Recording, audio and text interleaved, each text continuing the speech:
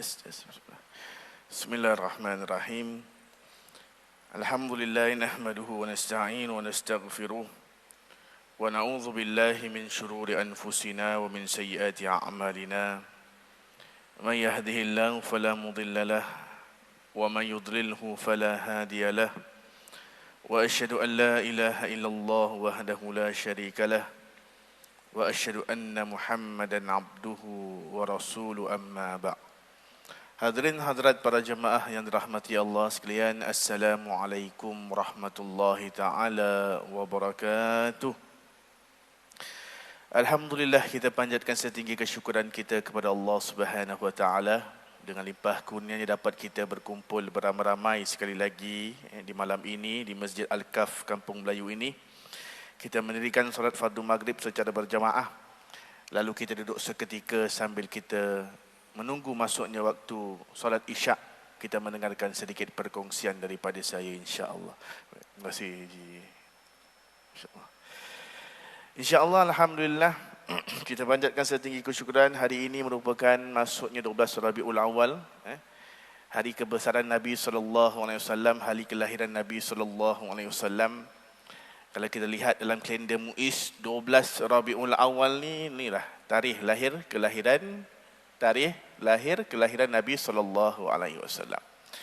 Namun pun begitu, ulama berbeza pendapat tentang tarikh lahir. Ada yang kata 8 hari bulan, ada yang kata 9 hari bulan, dan riwayat yang masyhur adalah 12 hari bulan lah. Yang mana kita tahu, yang kita lihat di kalender 12 Rabiul Awal yang diriwayatkan oleh Ibn Ishaq.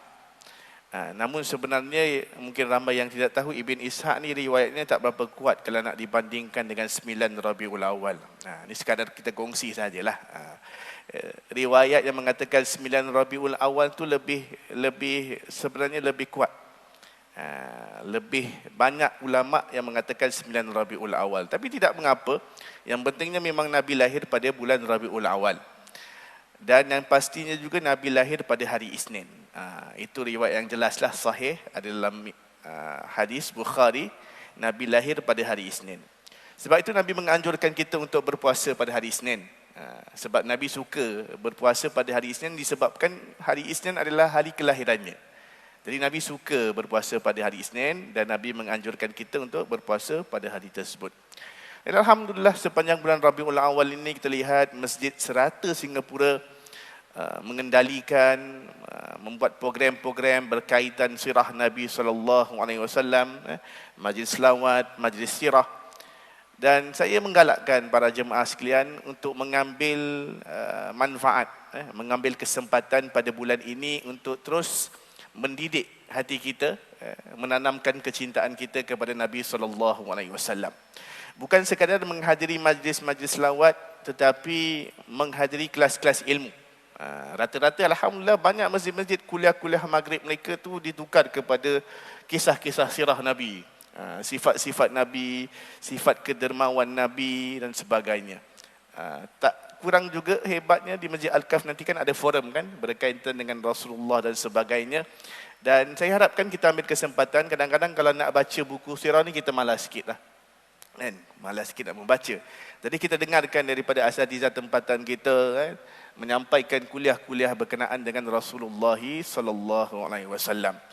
Dan tidak ada jalan yang lebih baik lagi melahirkan rasa cinta kita kepada Nabi dengan mengikuti sunnah-sunnah Nabi. Memperbanyakkan selawatlah paling kurangnya. Memperbanyakkan selawat dan mengikuti segala sunnahnya, puasanya, ibadahnya sebagai bukti tanda kecintaan kita kepada Nabi sallallahu alaihi wasallam. Baik, insya-Allah kita akan sambung perbincangan kita, di mana pada minggu lepas kita bercerita tentang kisah Luqman, pesanan-pesanan Luqman yang diberikan kepada anaknya. Dan insya-Allah kita akan sambung, kita masih belum selesai lagi. Bagi mereka yang ada kitab, kita boleh buka muka surat 197. 197. Di mana pada kali terakhir kita membincangkan Luqman memberitahu anaknya untuk supaya sentiasa melakukan kebaikan dan membawa contoh, walaupun kita melakukan kebaikan sebesar biji sawi, itu juga dipandang Allah Subhanahu wa taala. Jadi Luqman nak anaknya terus melakukan kebaikan walaupun tidak dipandang manusia. Seperti mana yang kita tahu kepada anak-anak yang masih kecil, apabila kita menyuruh mereka melakukan kebaikan, sesuatu benda yang baik, maka seharusnya kita berikan pujian kepada mereka, kan? Good boy, you have done very well. Kita bagi satu kata-kata semangat kepada mereka.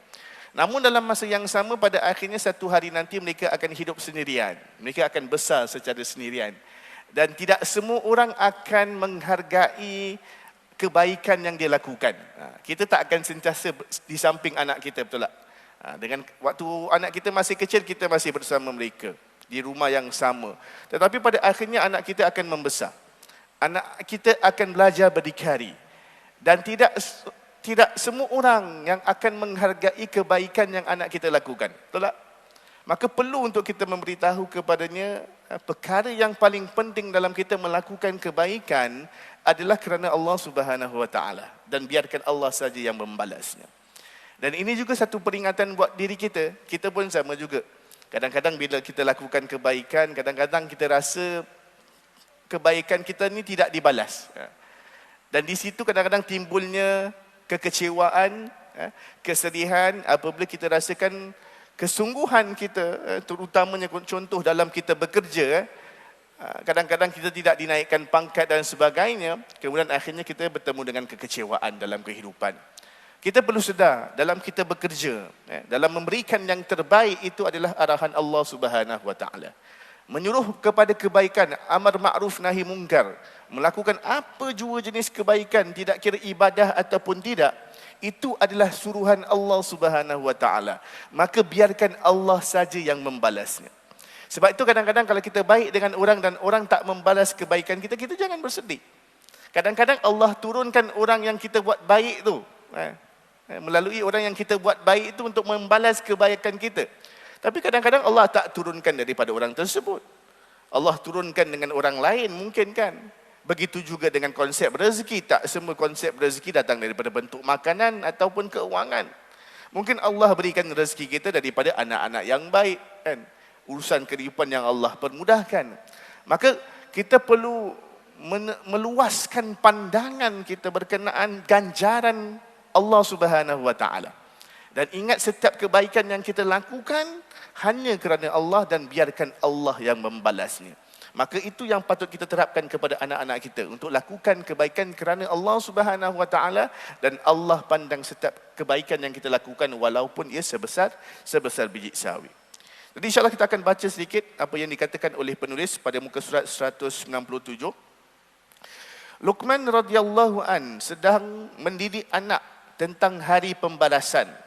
Pada hari berkenaan, semua amalan tidak dapat disorok lagi, dan tiada kebaikan dan maksiat yang boleh disembunyikan, tiada perbuatan yang boleh ditutup meskipun sebesar zarah. Jadi Luqman sedang mendidik anaknya bukan saja kepentingan melakukan kebaikan dan juga ganjaran pahala daripada Allah Subhanahu Wa Taala, tetapi Luqman juga sedang menerangkan kepada anaknya bahawa ada hari pembalasan nanti, yang Allah akan berikan segala ganjaran pahala kepada mereka yang melakukan kebaikan. Dalam masa yang sama, mereka yang melakukan kejahatan, walaupun sebesar zarah pun akan dibalas oleh Allah Subhanahu Wa Taala. Semua orang bersolat, tetapi apakah yang disebut sebesar zarah di sebalik perbuatan solat? Apakah maksud sebesar zarah? Kenapa dibawa contoh sebesar zarah? Dan zarah itu motif di sebalik sesuatu perbuatan. Ada orang yang bersolat kerana hendak menunjuk-nunjuk. Ada orang solat tulus, ikhlas kerana Allah Subhanahu Wa Taala. Ada juga yang solat kerana bimbang di rotan ayahnya. Dan motif dan niat solat masing-masing tiada siapa yang mengetahuinya. Ibadah yang sama yang kita lakukan sepanjang hari kita, tetapi niat yang berbeza. Tetapi saya pasti yakin para jemaah sekalian mempunyai niat yang ikhlas kerana Allah Subhanahu Wa Taala. Anak-anak pun sama juga, kan? Mungkin dalam ketika dia sedang membesar, mereka belum kenal erti cinta kepada Allah Subhanahu Wa Taala. Solatnya itu kerana kita yang perintahkan, kerana kita yang suruh dan takut dengan kita mungkin. Dan niat itu berbeza. Niat itu berbeza. Sama juga ganjaran pahala yang berbeza Allah berikan kepada kita walaupun kita datang solat ke Masjid Al-Kahf ini. Berbeza. Mungkin ada orang datang kepayahan datang, saya pernah kongsikan. Mungkin ada orang datang dengan penuh kepayahan. Dalam perjalanan melalui beberapa kesukaran. Kan. Ada yang berbasikal, ada yang berjalan kaki, ada yang menaik kenderaan, ada yang tinggal jauh. Kesukaran yang dihadapi oleh setiap individu itu tidak akan diberikan sama rata ganjaran pahalanya. Dan dia mengikut kadar kesusahan yang kita tempuhi. Dan itu sebab itu, niat yang berbeza. Tetapi ganjaran pahala juga Allah berikan berbeza mengikut kadar kesukaran yang kita tempuhi. Maka agama didik kita untuk bersangka baik. Namun pun begitu, Luqman radhiyallahu an mempersiapkan anaknya untuk akhirat. Bersangka baik apa maksudnya? Bersangka baik dengan Allah Subhanahu wa taala. Itu maksudnya. Bersangka baik dengan Allah Subhanahu wa taala. Walau di mana pun biji sawi itu berada, kebaikan yang sedikit tu tak kisah di mana pun ia berada, Allah Maha tahu dan dia akan membawanya kembali. Maksudnya apa? Amalan di atas dunia walaupun sekecil mana sekalipun manusia tidak nampak dan motifnya tidak diketahui, semuanya akan didedahkan dalam buku catatan kita kelak. Sama juga kalau kita lihat hari ini, kadang-kadang ada beberapa isu dalam kehidupan kita kan. Kalau kita ambil lah contohnya MUIS kan. Kadang-kadang ambil satu pendekatan yang kadang-kadang kita tak berapa nak faham, walaupun kadang dia dah explain dekat kita kan. So ramai orang yang mungkin akan salah sangka pada setiap keputusan yang diambil, walaupun telah diambil secara teliti dan niat mereka baik kan. Kita lihat kemarin waktu pada awal masjid ditutup, mungkin ada yang tidak senang. Kenapa masjid kena tutup? Kenapa masjid perlu solat secara berjarak? Walaupun mungkin telah diberikan penjelasan secara fiqahnya, tetapi ada yang tidak berpuas hati. Ada yang kata Dajjal lah kan. Ada yang kata MUIS dah sesat kan waktu tu kan. Macam-macam kan kalau kita ingat kembalilah. Walaupun MUIS dah terangkan, para asatizah kita dah terangkan, walaupun mungkin majoriti tak dapat terima, tetapi pada akhirnya mereka lakukan bermotifkan kebaikan. Bermotifkan kebaikan. Dan tidak semua orang yang boleh kita berikan kepuasan hati mereka. Kerana pada akhirnya Allah yang melihat niat kita. Allah yang tahu tujuan kehidupan kita.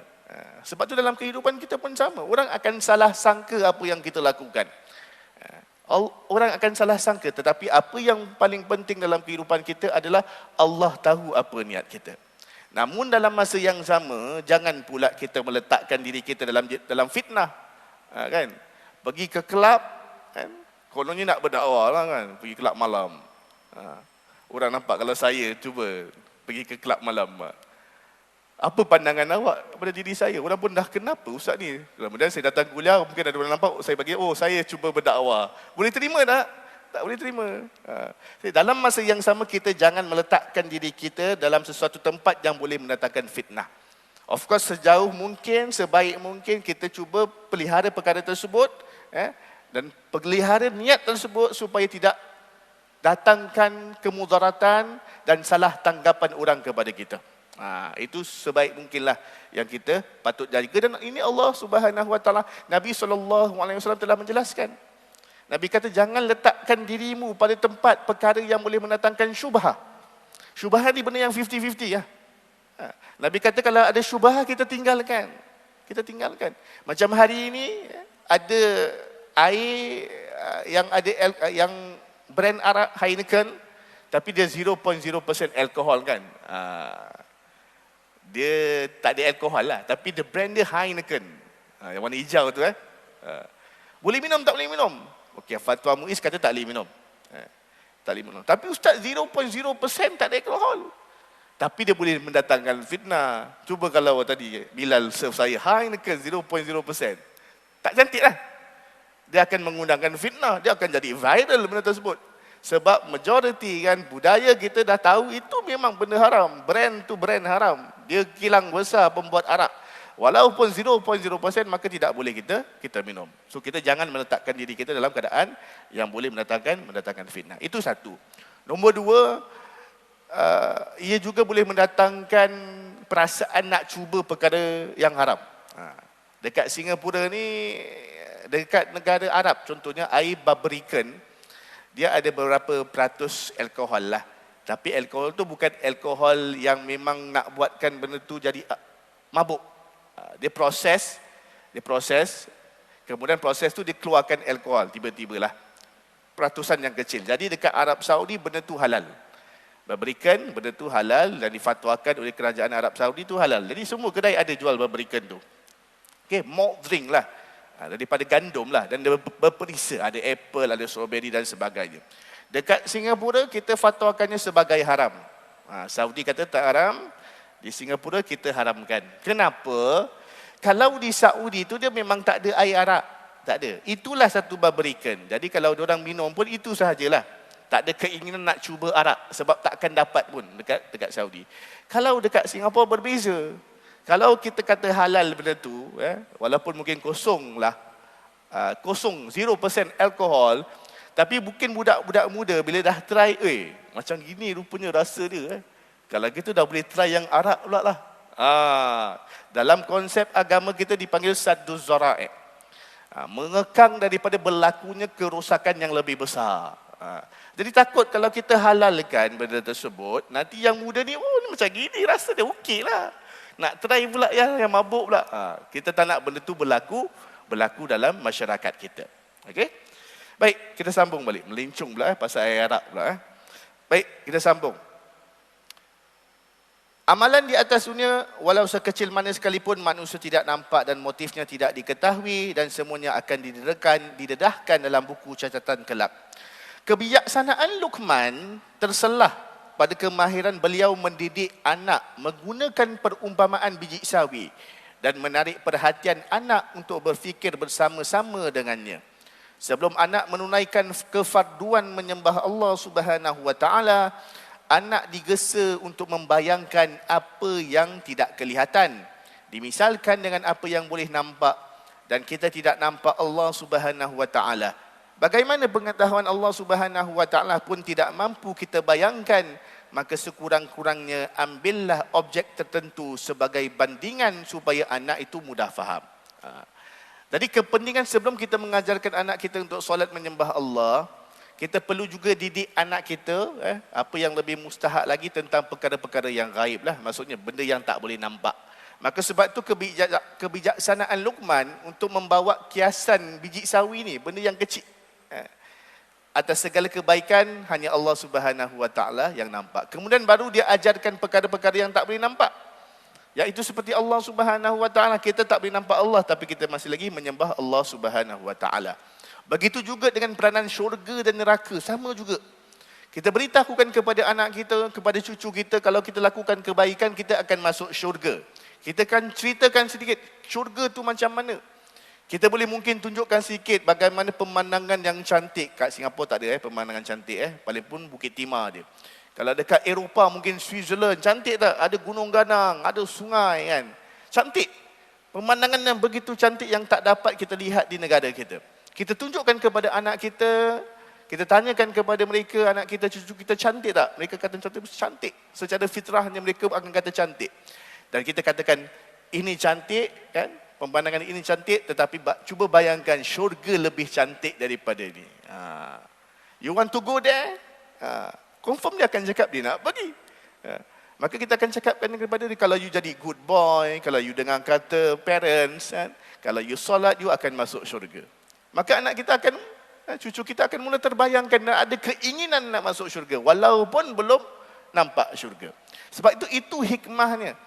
Allah ciptakan gunung, Allah ciptakan syurga. Ini semua gambaran. Gambaran bagaimana bentuk syurga. Macam mana kaya pun kita, macam mana kita hias pun rumah kita hari ini tuan-puan. Kita nampak orang beli kondo, kita tengok orang habiskan ribuan dolar untuk hiasi rumah mereka. Pada akhirnya manusia lebih tertarik kepada alam semula jadi. Betul tak? Kita ada rasa senang melihat, tenang. Melihat kehijauan, melihat gunung ganang kan. Dan sebab itulah gambaran syurga. Tetapi syurga lagi hebatlah. Sungai syurga itu daripada susu, daripada arak kan. Sungai dekat dunia ni kalau kita tengok Singapore River dia tak nampak color lah. Tak tahu apa kat bawah tu kan. Kalau kita tengok dekat mungkin negara Malaysia ada, tak semua pun air jernih kan. Tapi syurga itu lebih dahsyat. Sebab tu ini yang perlu kita ceritakan kepada anak dan cucu kita. Perkara-perkara yang tak nampak. Begitu juga dengan buruknya keadaan di neraka, api yang panas. Dengan syaitannya, dengan malaikat yang menjaganya. Maka sebab tu ada keseimbangan dalam agama kita. Dia ada peringatan daripada Allah Subhanahu Wa Taala tentang keindahan syurga, kebaikan yang kita buat akan diberikan ganjaran. Dalam masa yang sama ada peringatan juga tentang keburukan yang kita buat, kejahatan yang kita buat juga akan dibalas oleh Allah Subhanahu Wa Taala. Contoh juga, kalaulah mungkin kita dianiaya ataupun anak kita, cucu kita ada orang aniaya secara tidak sengaja kan. Kita berikan peringatan kepadanya supaya menjadi insan yang pemaaf. Pemaaf. Ataupun mungkin orang tak maaf, tak minta maaf dengan dia, buat sesuatu perkara yang tak baik lah. Tak baik dengan dia. Kita cakap dengan dia, misal kata kita tak dapat nak jumpa budak yang aniaya anak kita ataupun cucu kita, kita berikan peringatan kepada dia, tak apa, nanti Allah akan balas. Dia ada neraka kan, ada konsep pembalasan dekat situ. Maka anak kita akan lebih rasa tawakalnya tu tinggi. Berserahnya kepada Allah tu akan mula meningkat daripada usia yang masih kecil. Jangan takut, jangan bimbang. Kadang-kadang kita rasa anak kita tak faham. Tak. Sebenarnya anak dan cucu kita ketika dia masih kecil, dia lebih faham daripada kita. Dia lebih merasai daripada kita. Nampak tak muka mereka kalau kita cakap, you akan masuk syurga, dia happy. Sedangkan dia tak tahu syurga tu apa sebenarnya kan. Tapi dia akan masuk syurga, masuk syurga. Kita pun tak ada happy macam gitu kadang-kadang kan. Anak kita, cucu kita dia akan happy. Maka sebab itu kita kena mulakan daripada awal. Jangan segan untuk bercakap tentang syurga dan neraka dengan anak kita. Jadi penting untuk kita membandingkan pada perkara yang nampak. Contoh yang dibawa seperti biji sawi, bandingkan. Supaya mereka dapat bandingkan, oh kecilnya macam gini, besar macam mana kan, ganjaran Allah Subhanahu Wa Taala. Jika para ayah kurang berfikir tentang kebesaran Allah Subhanahu Wa Taala, maka sukarlah untuk mereka beroleh kemahiran orang tua dulu-dulu. Apakah ia? Perumpamaan. Seperti mana yang kita bawa contoh, kalau kita lihat orang dulu suka bawa perumpamaan. Sebab kita pun memang duduk dengan suasana kampung, lihat binatang, lihat pokok-pokok kan. So kita dah memang terbiasa bawa perumpamaan. Sekarang dah tak boleh lah. Sekarang kita bawa perumpamaan apa, komputer lah, TV lah, benda-benda yang tak senonoh kan. Susah nak bawa perumpamaan. Hari ni budak zaman sekarang nak tengok ayam live pun tak nampak kan. Tak ada je. Dia tengok ayam dah kena masak dekat KFC dah. Nak tengok ayam live pun tak ada. Kita ayam dulu, itu benda paling simple lah. Confirm senang nampak ayam ni kan. Belum masuk harimau, belum masuk singa kan. Ayam tu benda yang paling simple. Hari ni tak nak. Susah. Orang dulu hikmah, hebat orang dulu-dulu kita biasa bawa perumpamaan. Contoh, berakit-rakit ke hulu, berenang-renang ke tepian. Bersakit-sakit dahulu, bersenang-senang kemudian. Perumpamaan. Konsep yang hendak dibawa oleh orang tua kita dahulu adalah sakit dahulu, baru senang. Kenapa kita gunakan objek seperti rakit? Kenapa sungai? Orang tua kita, walaupun tiada kelulusan sarjana muda, tidak ada degree, tidak ada diploma, tetapi mereka duduk di dusun, di kebun, duduk di hulu, lalu mereka banyak berfikir. Orang dulu, duduk kat tepi kan, atuk-atuk kita, ayah-ayah kita dahulu, duduk kat tepi tengok suasana, lalu mereka berfikir. Dia bukan duduk khayal, tidak. Kita hari ni kalau mungkin hayal sikit lah, fikir apa nak masak, apa nak makan kan. Imam hari ni baca panjang ke baca pendek kan. Nasib baik saya selalu bawa juzuk amma je. Alhamdulillah boleh balik cepat lah. Orang dulu tak, duduknya mereka tu berhikmah, berfikir. Sebab tu timbul peribahasa yang bermacam-macam. Timbul perumpamaan yang bermacam-macam yang kita tahu hari ini. Dengan hikmah yang Allah Subhanahu Wa Taala berikan kepada orang tua kita, kita anak-anak mudah faham mesej yang hendak disampaikan. Berakit-rakit ke hulu tu bukan sebagai rima sahaja, tak. Kan? Hari ini kalau tengok pantun dahulu dengan pantun zaman sekarang, pantun dulu dia penuh isi. Kan? Dia bukan pergi ke kedai kan. Sekarang kan pantun pergi ke kedai. Itulah, paling simple lah. Pergi ke kedai membeli roti, pergi ke kedai membeli surat khabar, itu je lah dia punya pantun. Orang dulu punya pantun lain. Gunung Daik bercabang 3, kan? Hancur badan di kadung tanah, budi yang baik dikenal jiwa. Pulau Pandan jauh ke tengah kan. Itu semua ada isi. Saya pun tak belajar sangat lah benda ni kan. Tapi ada pernah nampak jugalah dekat YouTube kan. Antaranya kita kongsikan lah insyaAllah. Pantun pisang emas di bawah belayar. Masak sebiji di atas peti. Kenapa dalam banyak-banyak pisang dia pilih pisang emas? Pisang emas ni kalau kita fikirkan balik, kecil. Betul tak? Yang paling kecil tu kan? Yang paling manis kecil tu. Masak sebiji di atas peti. Kenapa tak pisang tanduk ke, pisang Raja Wali ke yang lebih besar kan? Apa lagi pisang ada, saya tahu tu je lah. Kenapa dipilih pisang emas dibawa belayar? Masak sebiji di atas peti, hutang emas boleh dibayar, hutang budi dibawa mati. Kenapa pilih pisang? Sebab orang dulu apabila belayar, mereka bawa pisang emas ni kalau setandan, dia tak masak semuanya. Muka mamak tapi berbual bahasa Melayu Tapi betul ni saya bukan reka, ni saya tengok ada satu pakar bahasa Melayu lah, saya kongsikan sahaja. Satu tandan tu dia takkan masak sepenuhnya, tiba-tiba masak satu kali 20 biji tak. Pisang emas ni dia akan masak sebiji. Itu katanya lah. Sebab itu kalau dibawa belayar paling sesuai bawa pisang emas ni. Dia tunggu masak sebiji, makan, esok masak lagi, pisang tu masak lagi, makan lagi. So boleh simpan buat bekalan yang begitu lama. Kat bawah tu pantun Melayu cakap hutang emas boleh dibayar, hutang budi dibawa mati. Hutang emas ni bila-bila boleh bayar. Ada duit boleh bayar, settle. Pinjam 1,000 boleh bayar 1,000, insya-Allah. Tapi hutang budi kalau kita dah melakukan kebaikan, orang dah berjasa dengan kita, macam mana kita nak bayar dengan duit? Tak boleh. Sampai bila-bila sepanjang kehidupan kita akan ingat jasa dia. Betul tak? Kita akan ingat jasa dia. Walaupun dia tak beri kita duit, tapi mungkin dia beri peluang kepada kita pekerjaan. Dia pernah naikkan pangkat kita mungkin. Macam saya mungkin, Haji Matin pernah tolong saya jadi naib kadi, contoh. Kita ingat sampai bila-bila. Takkan saya bagi kat Haji Matin, saya bagi 1,000. Haji Matin ni dulu pernah tolong saya jadi naib kadi, ni 1,000. Tak adalah kan. Haji Matin pun tak nak lah, dia lagi kaya daripada saya kan. Tapi kita ingat jasa dia sepanjang jalan. Maka sebab itu tak, perumpamaan orang Melayu sangat cantik. Mereka duduk ni, mereka berfikir. Orang-orang dululah berfikir. Bukan termenung, kosong. Berfikir, tengok keadaan alam sekitar. Lalu mereka bawakan perumpamaan. Bila kita sampaikan pada anak-anak, mereka pun faham. Mudah untuk mereka faham. Kita hari tak faham pun. Anak-anak dululah, haji-haji sekalian lah yang faham kan. Hari ini budak-budak nak berbual Melayu pun susah haji kan.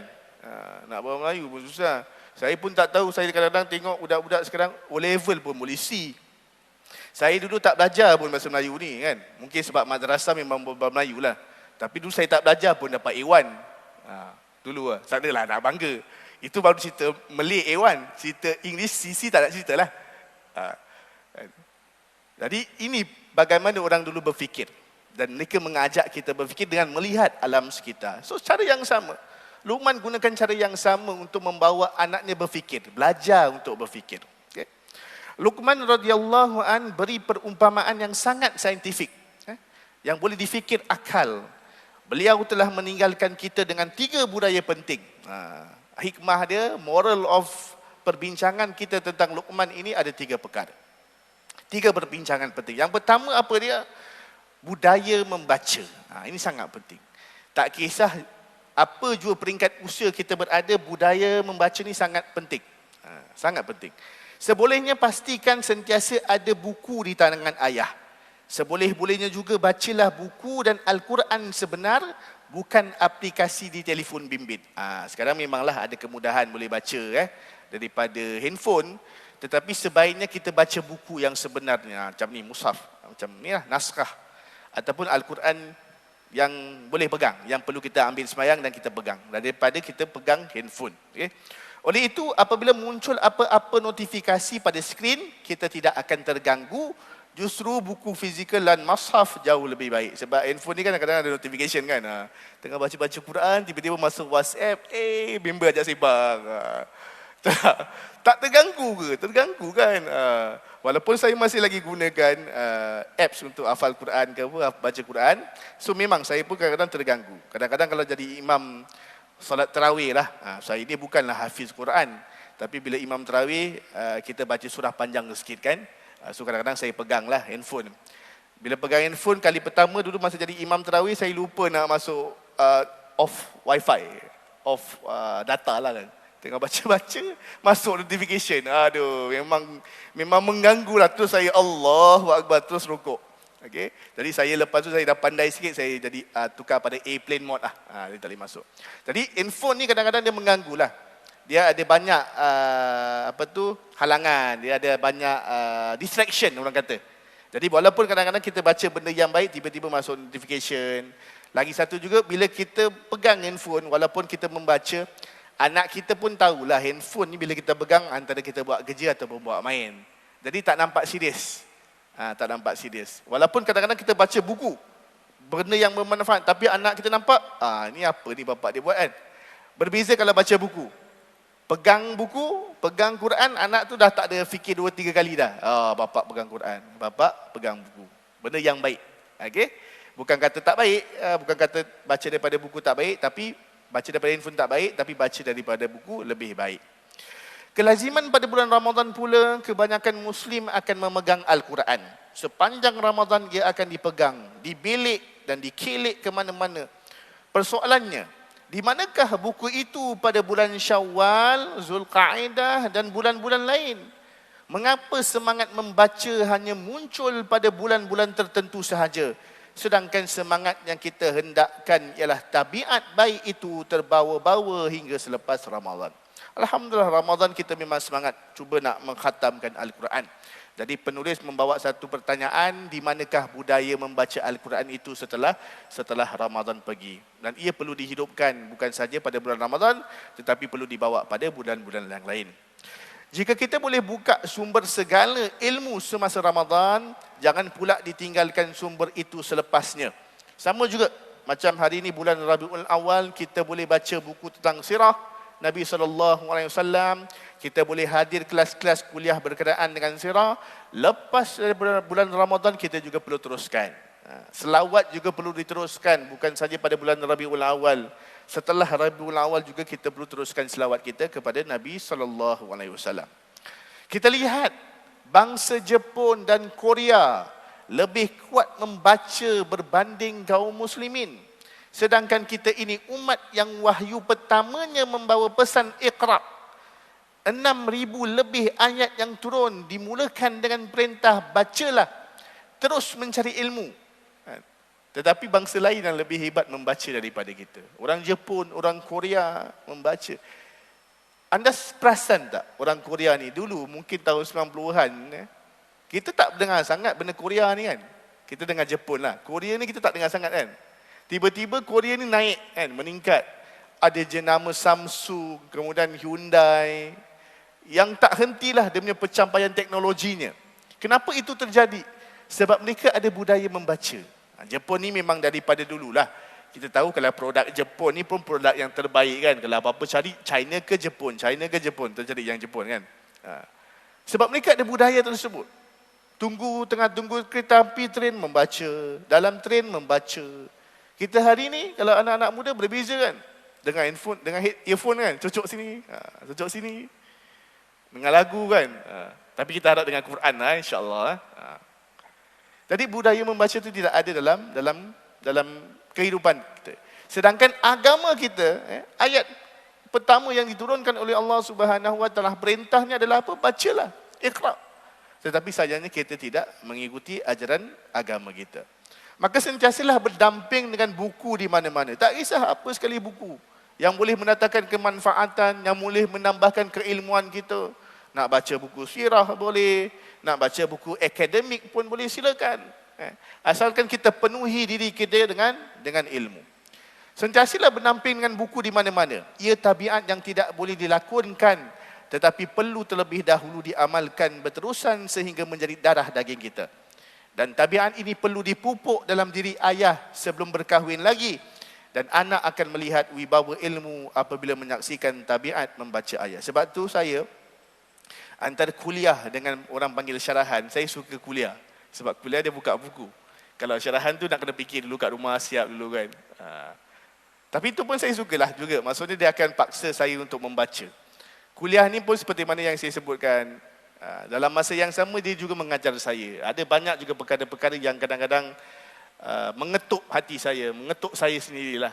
Teguran-teguran yang kadang-kadang kita tak perasan Allah pernah ingatkan kepada kita hadis-hadis Nabi SAW yang kadang-kadang saya dah belajar pun tapi tak ingat tentang suruhan tersebut.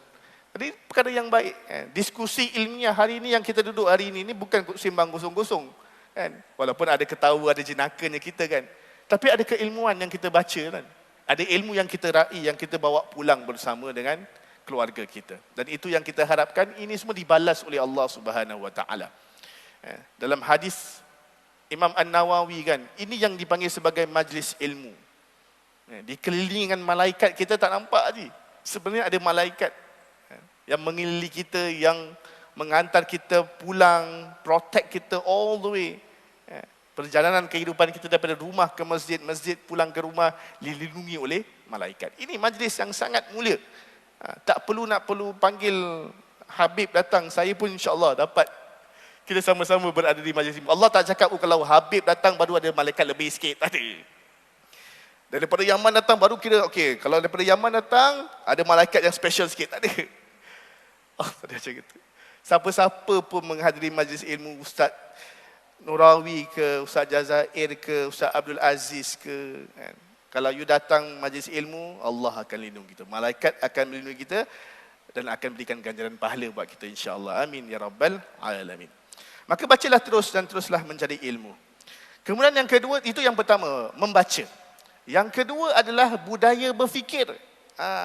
Ajak berfikir, bukan sekadar membaca dan menghafal. Yang kedua adalah budaya berfikir. Apabila ternampak perkara yang aneh, kita perlu berfikir. Berfikir sepatutnya menjadi sebahagian daripada identiti Muslim. Lihat burung, pelangi, fenomena alam, kita perlu berfikir. Kita tidak akan beranggapan itu semua kebetulan dan perlu gerakan otak kita untuk berfikir. Misalnya, ketika burung gagak datang kepada Qabil telah membunuh Habil. Ingat pada awal perbincangan kita. Manusia pertama diciptakan Adam, kemudian anaknya Qabil dan Habil, kita dah pernah ceritakan berlaku pembunuhan kan kepada mereka. Kemudian apabila Habil dibunuh, Qabil tak tahu nak buat apa. Dia dah bunuh adik dia tak tahu nak buat apa, maka Allah hantarkan burung. Allah hantarkan burung, Allah tunjukkan kepada Qabil bagaimana burung ni bila kawan dia mati, dia tanam. Waktu tu kan dia tak tahu kalau orang mati nak kena buat apa, dia tak tahu. Jadi Allah turunkan burung, lalu burung ni tanam macam mana dia tanam kawan dia. Kebetulan selalunya apabila melihat haiwan, para Nabi akan cuba sedaya upaya untuk berdialog. Disebabkan itu juga ada cerita Nabi Sulaiman alaihissalam dengan burung hudhud, dan ada pelbagai cerita antara Nabi dengan haiwan, dan perkara ini menunjukkan kita mesti berfikir dan bertindak seperti saintis dalam hal-hal yang melibatkan alam. Sebab tu belajar tu penting. Bukan saja ilmu agama tu penting, ilmu sains juga penting. Supaya kita senang nak berbicara dengan anak-anak kita dengan menggunakan logik dan akal fikiran. Dan kadang-kadang mereka lebih tertarik dengan saintifik. Walaupunlah tentang perkara agama, tak semua benda boleh dihuraikan melalui saintifik. Tetapi sebahagian perkara boleh. Sebahagian perkara boleh. Contohnya lah kalau bab solat, memang solat ni asalnya adalah menyembah Allah. Kenapa kita rukuk kepada sujud, itu tidak perlu kepada dalil saintifik. Ia perlu pada dalil Quran dan sunnah kan. Tetapi kalau ada dalil saintifik, contoh dengan sujud itu peralihan darah lebih baik contohnya, itu lebih baik juga untuk kita kongsikan sebagai ilmu tambahan, ilmu sampingan lah kepada anak-anak dan cucu kita. Maka perlu untuk kita ajak berfikir. Tengok pelangi, tengok hujan, tanyakan kepada anak. Kita kongsikan pada minggu-minggu lepas kan, siapa turunkan hujan, bagaimana hujan terjadi kan. So bayangkan kalau kita nak terangkan kepada anak kita, do you know macam mana hujan terjadi? Tak tahu. Lepas tu kita pun fikir, alamak aku pun tak tahu. Masalah kan? Dah belajar kan sains dulu kan, prosesnya macam mana kan. Sebab tu nak kena buka balik buku. Buka balik macam mana. Kemudian baru sampingkan dengan ayat Al-Quran. Allah dah turunkan, Allah dah jelaskan. Terangkan kepada mereka. Kalau kita tak hafal pun, kita cakap dengan anak kita, dalam Al-Quran pun ada disebutkan. Kalau anak kita tanya kita, mana, apa dalil dia? Pernah nampak tak? Kita sama-samalah cari. Kita ajak, okey jom. Pasal dia pun tak tahu, jomlah kita sama-sama cari. Padahal dia pun baru nak cari, first time nak cari kan. Ajak sama-sama. Mencari ilmu sama-sama. Jadi anak pun tengok, oh ayah aku pun sama-sama mencari ilmu. Kan, kesungguhan. Dia pun tak tahu dan dia pun tanpa seganti dia cakap dia tak tahu, tapi dia tunjuk di hadapan kita. Jom kita cari, kita buka, kita Google. Okey, ayat tentang turunnya hujan, pasti anda akan jumpa. Pasti akan kita jumpa. So, ajak berfikir. Bukan sekadar membaca, tetapi sama-sama kita ajak berfikir tentang kejadian alam, melihat kebesaran Allah Subhanahu Wa Taala. Allah tak ciptakan perkara dengan sia-sia. Sebagai contoh gunung ganang, Allah sebutkan. Kenapa Allah cipta gunung ganang? Sebab untuk menghalang angin daripada berlakunya angin yang lebih kuat untuk menghalangnya daripada meruntuhkan bangunan dan sebagainya. Alhamdulillah Singapura tak ada gunung lah, paling tinggi pun Bukit Timah, betul tak? Kalau kita lihat negara-negara yang pecahkan gunung ganang mereka, apa terjadi? Contoh di Malaysia saya nampak ada kawasan di Kedah ke pula. Mereka ni buat banyak galian, pokok-pokok banyak ditebang, akhirnya berlaku apa? Banjir kan. Sebab pokok-pokok ni kan dia serap air kan, dia serap air. Jadi bila pokok dah tak ada, bila hujan tak ada pokok yang boleh serap. Tak banyak pokok yang serap lah, maka berlakunya banjir.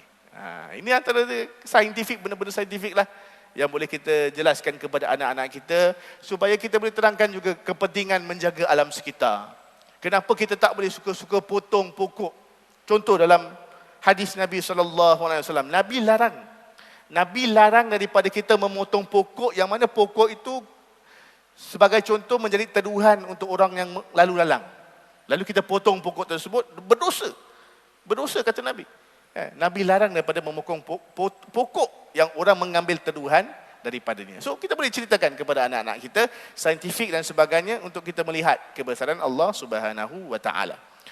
Yang terakhir, kita pun dah bincangkan budaya bertanya. Semasa sesi makan, letakkan gadget kita di tepi dan wujudkan suasana anak boleh bertanya soalan. Waktu makan janganlah main handphone. Waktu kita tengah bersama dengan anak-anak, kalau boleh kita letak handphone kat tepi. Kat situlah boleh bertanya anak-anak kita tentang sekolah ke apa dan sebagainya. Okay? Bukan sekadar soalan apa jadi di sekolah hari ini, tetapi juga soalan mungkin yang boleh mencabar minda mereka. Sambal ikan yang menjadi lauk pada makan malam ini, bagaimanakah asalnya sehingga boleh menjadi hidangan yang lazat? Tanya ikan ni datang daripada mana? Macam mana boleh jadi sedap? Siapa yang masak? Macam mana cara dia? Ajak berbincang. Sayur pula, daripada mana asalnya? Sayur, bagaimana? Ada tak ayat-ayat Al-Quran berkenaan dengan sayur? Sebutkan kepada anak-anak, ajak mereka berfikir. Tapi jangan banyak sangat pula, nanti tak makan-makan pula. Dah banyak sangat, anak tu fikir sampai tak makan dah. Dah lama-lama kalau dah banyak sangat soalan, dia tak nak makan pula dengan mak bapak dia. Susah juga. So sikit-sikit je lah, jangan banyak-banyak. Sikit-sikit sajalah. Okay? Wujudkan suasana agar anak berfikir. Sama ada kita yang bertanya ataupun anak. Kalau anak bertanya walaupun susah, kita cuba jawab. Kita cuba jawab dan kita cuba cari jawapannya. Ataupun kadang-kadang soalan dia agak menggeramkan kita, tapi kita jangan menghentikannya. Jangan marah dia. Takut kalau kita marah, nanti di masa akan datang mereka dah tak tanyakan soalan lagi. Walaupun soalan berat seperti kenapa kita perlu solat ayah? Simple kan kadang-kadang. Kenapa nak kena solat?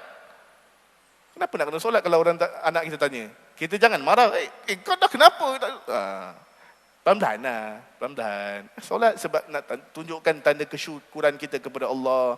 Bawakan hadis Nabi, cerita Nabi. Nabi ni confirm masuk syurga. Tapi Nabi masih lagi solat sampai kaki dia bengkak-bengkak. Mungkin anak kita akan tanya, kenapa dia masih solat? Sedangkan Allah janjikan syurga. Nabi cakap sebab dia nak jadi hamba yang bersyukur. Kalau Nabi nak jadi hamba bersyukur, kita ni apalah sangat. Kita ni yang belum confirm masuk syurga lagi, takkan nak tinggalkan solat.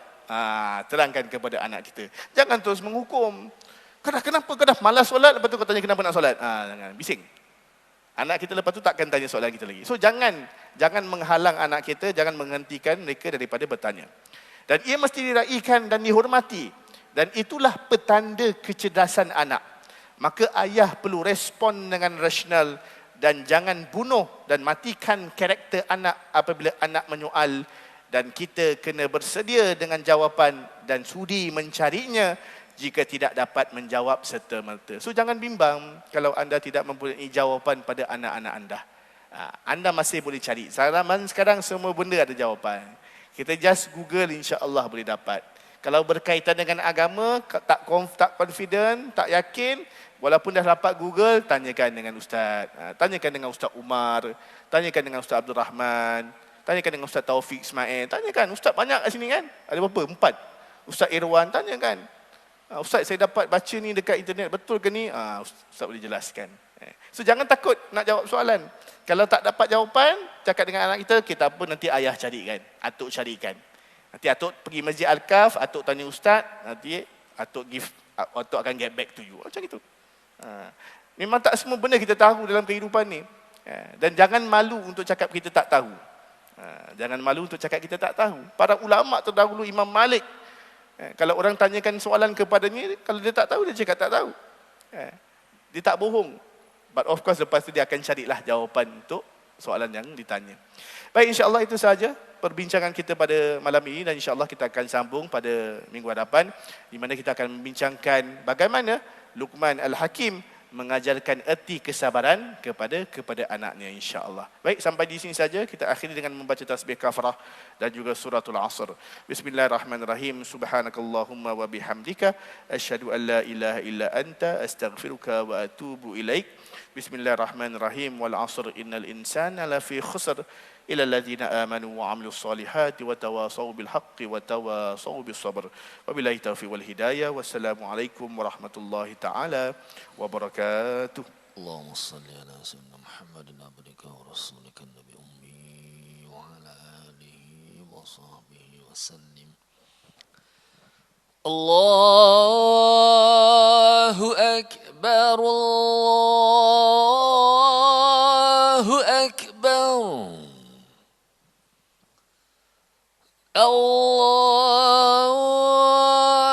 Allahu akbar, Allahu akbar. Asyhadu an